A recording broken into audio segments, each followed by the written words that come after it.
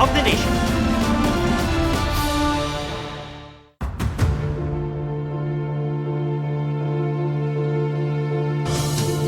Isinilbi na ang warrant of arrest laban kay dating Congressman Zaldico na kinasuhan sa maanumalyang flood control project sa Oriental Mindoro. 7 sa 15 niyang kapwa-akusado ang nakakulong na. May report si Joseph Moro. Isinilbi ng NBI at PNP-CIDG ang arrest warrant ng Sandigan Bayan laban kay dating Congressman Zaldico sa kanyang bahay sa Pasig City. Si Ko ay isa sa 16 na akusado sa substandard na 289 million peso road dike project sa bayan ng Nawan, Oriental Mindoro. Ang naabutan ng mga otoridad sa bahay ni Ko ay si Atty. Ruy Rondain at iba pang abogado. Ilang kahon at bag ang nakalapag sa kalsada sa labas ng gate. Ipinakita nila sa mga pulis at NBI ang laman.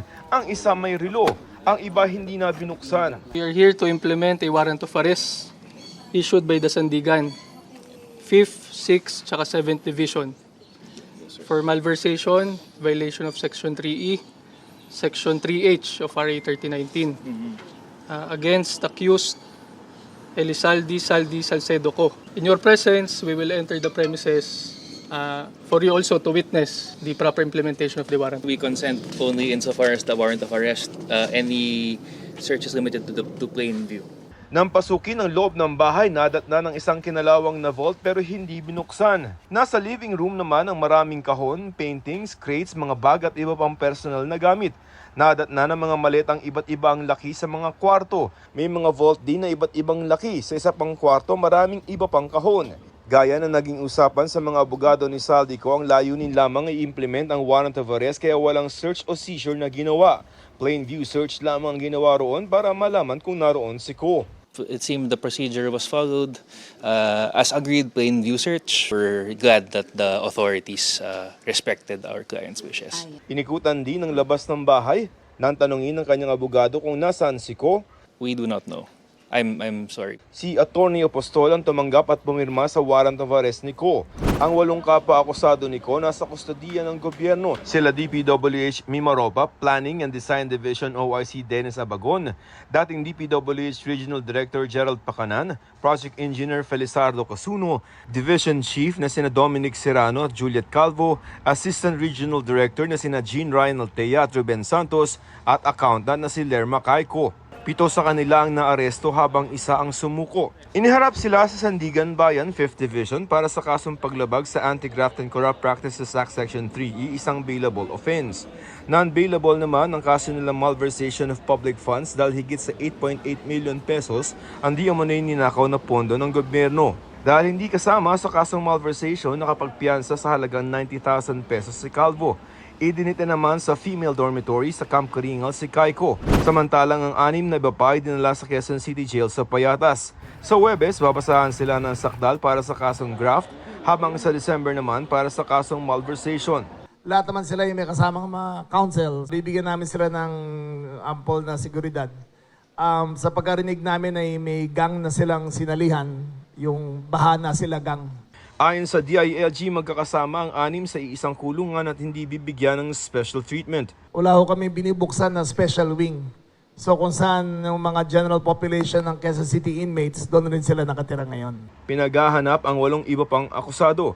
4 ang nasa abroad kabilang si Ko na posibleng gumagamit na raw ng ibang passport. At large na yung mastermind nila lahat, si Zaldico. We are waiting for the court's action on cancellation of his passport. We believe he's traveling with another passport.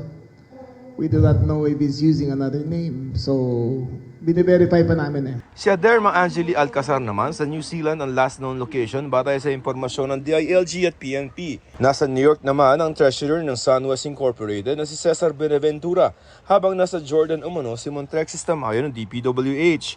Binigyan sila ng DILG ng hanggang Huwebes para humarap sa mga otoridad. Surrender to the nearest authorities. Surrender to the nearest police station. If we go on a manhunt after you, we cannot guarantee the results. For the sake of your families, for the sake of the country, surrender immediately. Sa pamamagitan ng kanilang mga abogado, nagpahayag na raw ang tatlo na sila isusuko.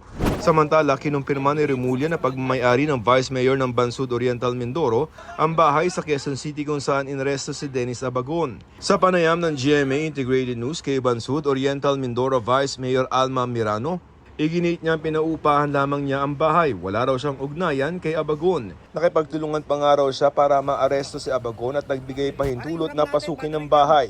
May hamon naman si Pangulong Marcos kay Ko na sa isang bagong video ay sinabing nag-deliver ng 1 bilyong piso para sa Pangulo. Umuwi siya rito. Harapin niya yung mga kaso niya. Ako, hindi ako nagtatago eh. Kung meron kang akusasyon sa akin, nandito ako. Joseph Morong, nagbabalita para sa GMA Integrated News. Umalag si Pangulong Bongbong Marcos sa akusasyon ng kapatid na si Senator Amy Marcos na gumagamit siya umano at ang first family ng droga. Hindi raw niya ate ang nakita sa TV. Ang sagot ng senadora dyan sa report ni Ivan Mayrina. The lady that you see talking on TV is not my sister. Pahayag yan ng Pangulo, isang linggo matapos akusahan na gumagamit ng droga ng kanyang kapatid na si Senador Amy Marcos. Batid ko na nagda-drug siya. Idinawit din ng senadora ang first family. How do you respond to the drug use accusations made by no less than your sister, Senator Amy Marcos, against you and the first family? Sir, were you hurt by her accusations, and how do you explain these claims to the public? It's anathema to me to talk about family matters generally in public. I do not like to. We do not like to show our dirty linen in public. I'll just say this much. For a while now, we've been very worried about my sister. When I say we, I'm talking about friends and family. And the reason that is because the lady that you see talking on TV is not my sister. And that view is shared by our cousins, our friends. Hindi siya yan. Hindi siya yan. So, that's why we worry. So, we are very worried about her. I hope she feels better soon. Hindi na nabigyan pa ng pagkakataon ng media na malinaw kung anong ibig sabihin ng Pangulo sa pahayag na ito. Pero si Senadora Amy may sagot agad sa kapatid. Sabi niya, siya raw ito, sabay hirit na kung ano-ano na ang nakikita ng kanyang ading o nakababatang kapatid sa Ilocano. Sabi pa ng senadora, patunayang mali siya at gusto raw niyang mali siya. Nang tanungin kung nagkausap na sila magkapatid, sinabi ng Pangulo na magkaiba na raw sila ng ginagalawang mundo, political man o personal. Ivan Mayrina nagbabalita para sa GMA Integrated News. Maagang pinalikas ang ilang residente sa Cebu bilang paghahanda sa bagyong Verbena. Kanselado na rin ang ilang biyahe sa mga pantalan. Live mula sa Liloan, Cebu, may report si Nico Sereno ng GMA Regional TV. Nico. Atom, agaran nga ang preemptive evacuation ng iba't ibang LGUs dito sa Metro Cebu cities para makaiwas sa posibleng epekto ng bagyong Verbena. Malakas na ulan at hangin ang pinamalas ng bagyong Verbena sa Giwan, Eastern Samar ngayong umaga. Pati na sa Catbalogan City nitong hapon. Sa Mandaue City, Cebu, agad lumikas ang mga nakatira sa tabing ilog. Akong gikuyawan, ako rin pamilya. Luwas butang na ako sa luwas nga kan ba. Palag. Ako rin magkulit ng mga gamit dito. Magpabilin lang ka dito rong gabi ana. Para di maulit ang naranasan noong bagyong Tino, maagang nagsagawa ng preemptive evacuation. Mag-preemptive na lang kita. Lahi di siya sa unang mga bagyo kasi after atong bagyong Tino, ang atong mga drainage dito sa syudad kanang naklag na gyud. So any amount of kanang rainfall sa dili kayo daghan murag mo baha na gyud ta. Katong dili part ato call na lang sa punong barangay. Maaga ring pinalikas ang ilang taga Cebu City at magpapatupad ng forced evacuation kung kinakailangan. Samantala, halos 500 pasahero ang stranded matapos kansilahin ang biyahe sa Cebu City Port, kabilang ang 48 vessels at 105 rolling cargos. Dito sa bayan ng Liloan na isa sa nakaranas nga ng malawakang pagbaha sa kasagsagan ng Bagyong Tino, patuloy hanggang sa mga oras ito ang pagdating ng mga residente dito sa evacuation center. Gusto nilang makasiguro kaya pansamantalang nilisan ang kani-kanilang mga bahay. Yan muna ang latest mula dito sa Liloan, Cebu. Atom? Maraming salamat, Nico Sereno ng GMA Regional TV. Matapos maglandfall kaninang hapon sa Bayabas, Surigao del Sur, bahagyang lumakas ang bagyong Verbena na kumikilos ngayon pa Bohol. Sa 11 p.m. Bulletin ng Pag-asa, nakataas ang signal number 1 sa Occidental Mindoro, Oriental Mindoro, Romblon, Northern and Central portions of Palawan at Masbate.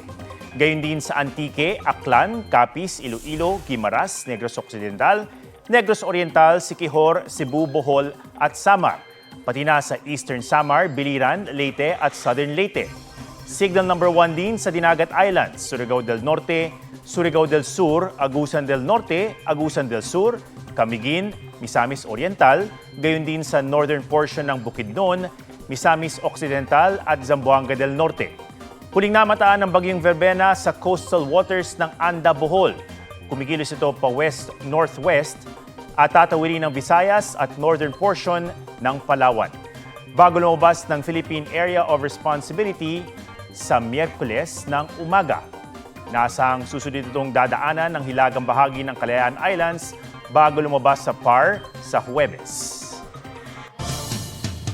May gusto umanong magbabagsak ng gobyerno at magtatag ng civilian military junta o yung gobyernong pinatatakbo ng mga sibilyan at militar, ayon kay Senator Ping Lacson. Ayon kay Lacson, inalok siyang sumali rito pero hindi niya ito pinansin. Nangyari raw ito bago ang Iglesia ni Cristo rally at mas umugong pa nang lumabas ang mga video ni Zaldico. Mga retiradong militar daw ang nagpahiwatig sa kanya pero hindi niya ito pinangalanan. Tingin ni Lacson may nagkukumpas sa mga nangyari. Sabi naman ni Senate President Tito Soto, hindi niya sinusuportahan ang civilian military junta na hindi makabubuti para sa bansa. Git naman ng koalisyong trillion peso march, hindi pagpababagsak ng gobyerno o resignation ng mga nasa pwesto ang magiging panawagan nila sa kanilang rally sa Linggo. Patay ang isang lalaki matapos tumaob ang ino-operate niyang backhoe sa isang reclamation area sa Negros Occidental. Naabutan ng isang residente na tumagilid ang backhoe na patawid sana sa ilog. Ayon sa kumuha ng video, posibleng masyadong malambot ang lupa, kaya tuluyang tumaob ang backhoe. 3 oras na natrap sa backhoe ang biktima na namatay sa lunod.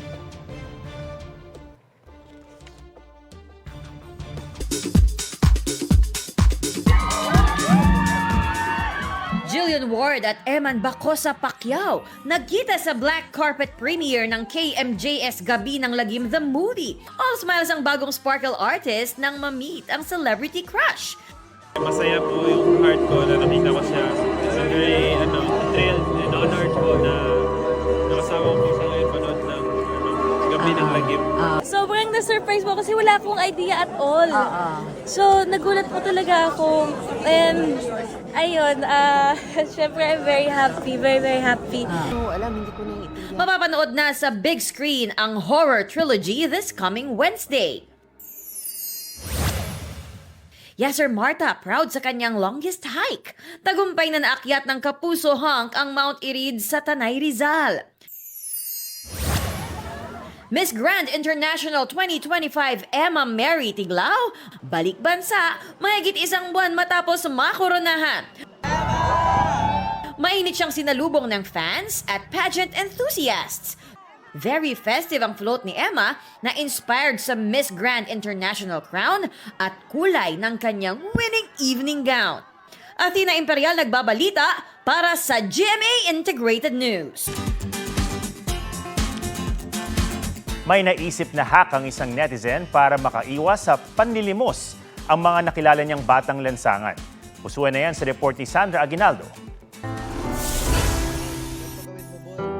Habang nakatambay sa isang cafe ang grupo ni Bench Bakibot, lumapit sa kanila ang mga batang nanghihingi ng barya. Ganito gawin mo, boy, para hindi ka nangingi sa amin ng pera. Sa halip na bigyan ng pera, ang kanilang ibinigay, 2 pirasong tinapay. Ang bili namin dito, 12 pesos isa.